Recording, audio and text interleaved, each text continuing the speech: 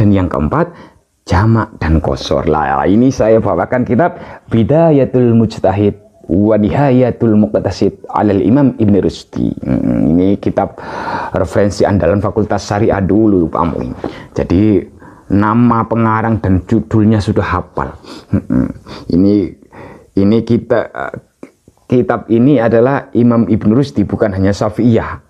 Kalau kemarin kan kita nanti dikira Syafi'iyah. Nanti kitab Bidayatul Mujtahid ini adalah lebih praktis daripada kitab Al-Fiqh ala Madzahibil Arba'ah.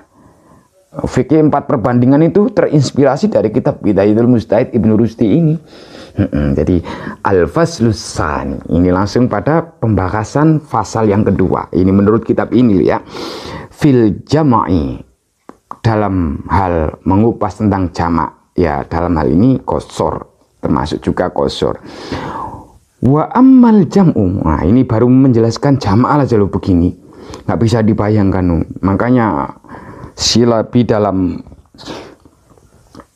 mata kuliah SAI tentang sholat bagian 1 dan 2 saya baca ini, saya menggeleng-gelengkan kepala. Gini kok cuma 1 jam, bagaimana bisa komplit? Wa ammal jam'u, adapun tentang sholat jamak, fa innahu yata'allaku bihi salasun masailah. Ada 3 problematika, ada 3 persoalan yang berhubungan dengan masalah jamak ini. Ikhdaha jawazu. Yang pertama, boleh tidaknya menjamak. Ada juga mengqasar, tapi ini jamak dulu, oke. Wasaniyatu, dan problematika yang kedua, ini hebatnya Ibn Rushdi, karena dia juga seorang filosof yang memang cerdas ya.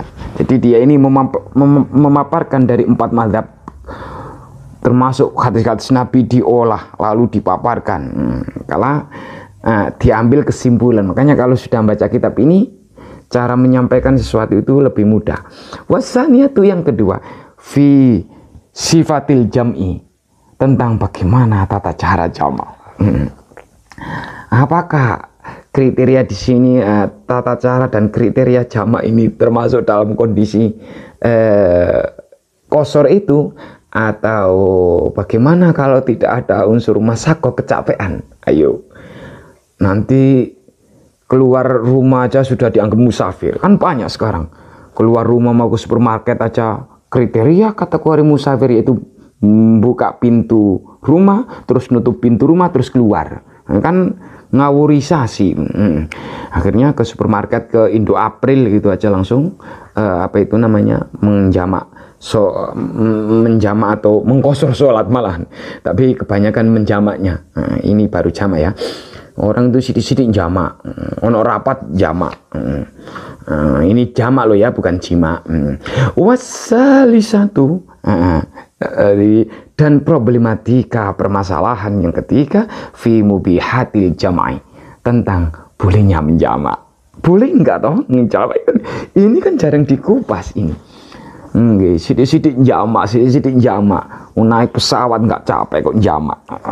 Nggak tahu kalau zaman Rasulullah itu kecapeannya itu karena naik unta. Dalam kondisi tertentu masih meninjau ilat hukum. Al-hukmu yaduru ma'illati wujudan wa adaman. Hukum itu tergantung pada ilat hukumnya, situasi kondisinya. Kenapa Rasulullah menjamak? Perjalanannya jauh, di setiap perjalanan belum banyak masjid. Ayo, itu juga lupa kan, nggak pernah dibahas. Terus naik unta. Sekarang masjid ini dalam buku Pak Muin, Hakikat Asas dan Nilai Strategis Masjid, yang ditulis Pak Muin tahun 2006, masjid di Indonesia ini hampir 700.000. Data 2017-18 yang terakhir saya nelpon teman saya yang ada di DMI Pusat, hampir 900.000 masjid.